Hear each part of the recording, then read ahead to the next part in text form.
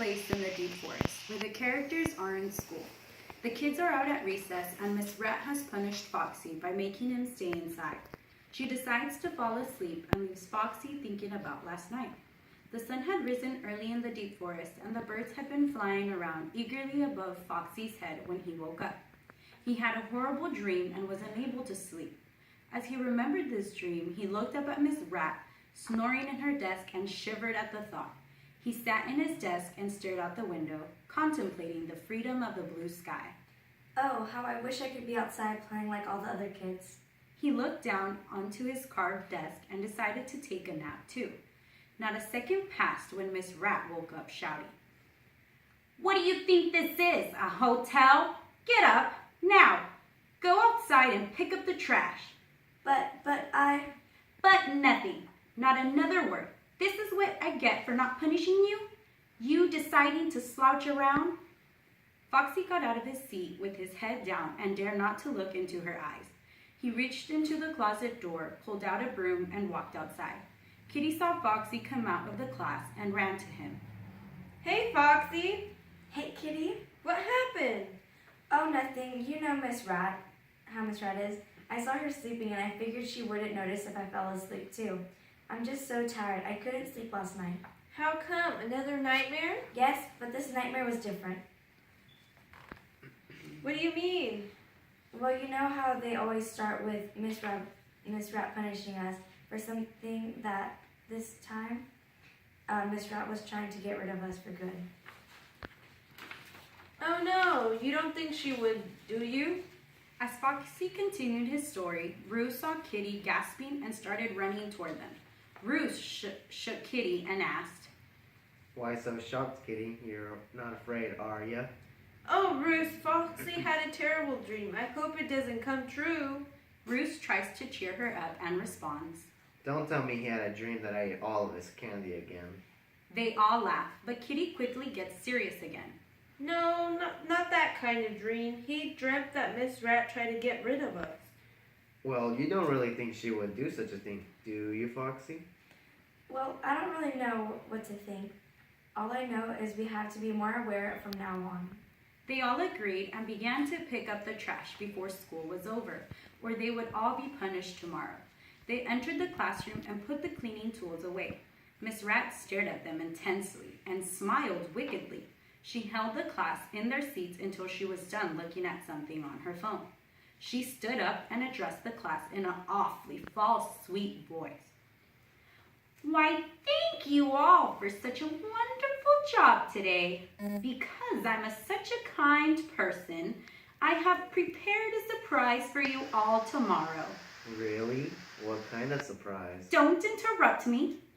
Like I was saying, a really big surprise. Actually, I have been working on it for quite a while. But you must all be here tomorrow. You can't miss for any reason. Do you understand? Yes, Miss Rat. The class was dismissed and the students rushed out of the room quickly. They all wondered what the big surprise that awaited them could be. I think it's a big cake with chocolate-covered icing and sprinkles. No, you dummy. I think it's a bag of toys for everyone. What do you think it is, Foxy? I don't think it's anything nice. Miss Rat has never been nice to us. Why would she have a surprise unless it's up to no good? As the characters walked home discussing all the possibilities the surprise could be, Foxy noticed he had forgotten his backpack. He decided to go back to school and pick it up. As he reached the classroom, he noticed from afar that Miss Rat was still in the classroom. He approached it quickly and heard some noises. Miss Rat was on the phone.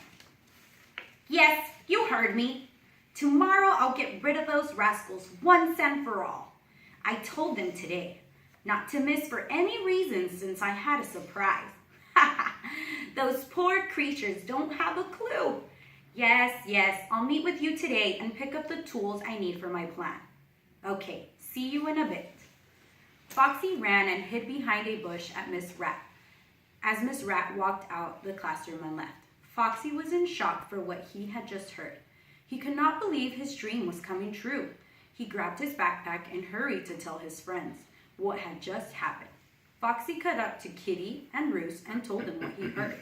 They decided to take action and meet up at midnight to come up with a plan to get rid of Miss Rat once and for all. What if we cut all her hair off? We can't do that. We wouldn't be able to get that close to her without her noticing. You're right, Kitty. We need something that could distract her so we can tie her up. But what? What could possibly distract her? What if we don't have to distract her? What if we put super glue in her chair behind the desk? She always sits down first thing in the morning. Yes, and we could take rope. So as soon as she sits down and can't get up, we tie her. That seems like it could possibly work. Let's do it. The three of them sneak into the school in the middle of the night and put super glue in Miss Rat's chair. They leave the rope in their desk ready to use when needed. The morning comes and Foxy, Kitty, and Roost meet up early to review their plan. They walk into the classroom together, waiting for Miss Rat to come in. Do you think she will fall for it? I just hope she does. We can't let her take us. She needs to go. Just be ready. We don't know what her plan is. They waited patiently as Miss Rat came in. Just as she was about to sit down, she realizes there is something off about her desk. She gets up and locks the door and tells the students her awful plan. Well, boys and girls, it looks like it's time for your surprise. You all know how much I despise every one of you. Well, that you probably already knew. The real surprise is that I'm taking you away to my brother's house. There, he will finish you off. You can't do that. You'll never get away with it. Oh yeah? Watch me. Miss Rat reaches for Foxy, but he is much too witty for her. He runs away from her, grabbing the rope from under his desk. Kitty tries tripping Miss Rat as she runs after Foxy. Roost starts cheering. Hip hip hooray, we got her, we finally got her. He doesn't notice Miss Rat get up and catches him. She uses his rope to tie him up. Foxy and Kitty worry and try to form a plan quickly. They decide that one will distract her and the other will place the chair behind her. That's not fair. You let Roost go.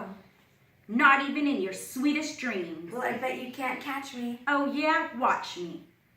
Instead of running away from Miss Rat, Foxy runs toward her and pushes her really hard that she trips over Roost and lands in the chair full of super glue that Kitty has placed behind her. As soon as they have her onto the chair, they quickly use the rope and tie her down. Once they have her tied, they focus on untying Roost. Meanwhile, Miss Rat has been rolling in the chair to escape, and Roost notices. Look, she's trying to get away. Kitty, grab the chair. Hurry. They grab her chair and wrap her tightly again. This time they are unsure of what to do with her. Well, we have her tied up. What do we do now? Let's cook her up. Ew, that's gross, Roost. Plus, you don't even eat meat. We can't cook her, but we need to get rid of her. I've got it. What if we push her down the hill? She won't be able to escape then. You're right, and maybe some ogres will find her, and she won't ever come back. Yes, let's do it. They roll Miss Rat up to the edge of the hill and they begin to count. 1, 2, 3. They let her go and watch as she rolls down the hill. She hits a few trees along the way and loses a couple teeth. She gets covered in spider webs and branches get stuck in her hair. look at her go. She's catching up speed. She will finally disappear. The children laugh and cheer as they see their problems vanish away. They are extremely happy that Miss Rat is finally gone from their lives, and now they can actually have a nice teacher who is willing to help them. Hooray, she's gone. Finally gone. All our problems are finally gone. No one to punish us for no reason. The children cheered and cheered as they walked home. Roost and Kitty were content as can be, although Foxy was happy. He wondered how his new teacher could be. I just hope our new teacher is nicer than Miss Rat. Yeah, maybe she'll be sweet and read us stories. Or take us on field trips. And give us candy. I agree. It looks like we will just have to wait and see. The children went home and got ready for bed. The moon closed in, the day ended, and the sun shined through bright and yellow, bringing hope for a new day.